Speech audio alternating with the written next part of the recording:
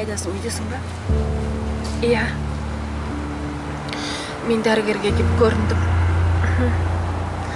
Олар айтты маған, тезірек емделмесең, ауруың асқынып кетеді дейді. Содан кейін арты өлімге әкеп соғады дейді. Не істерімді білмеймін. Ем-дом шараларын дер кезінде қолға алсаң, онда аурудан толықтай айығуға болады. Егер емделмесең, онда ауру асқынып, өлімге әкеліп соқтыруы мүмкін. Жанна! Хау! Жанна, түрің біртүрлі ғой, бозарып кетіпсің ғой. Бірдеңе болып қалды ма, айтсаңшы. Мен айықпас дертке шалдықтым. Оны жаңа ғана білдім. Жанна, бәрі жақсы болды. Сен маған сен. Мен бір адамдарды білем. Олар түрлі емшілерге, қасиетті орындарға барады. Сен соларға бар. Міне нөмірі. Осыған хабарлас, өкінбейсің.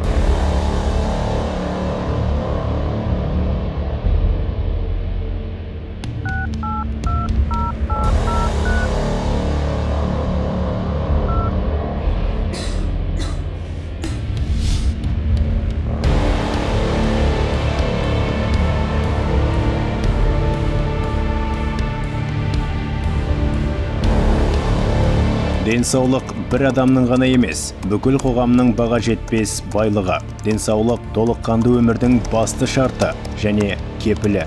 Денсаулық адамның ең басты құндылығы. Кездейсоқ адамдар мен күмәнді емшілерге сенбеңіз. Өзіңізге және жақындарыңызға қамқор болыңыз.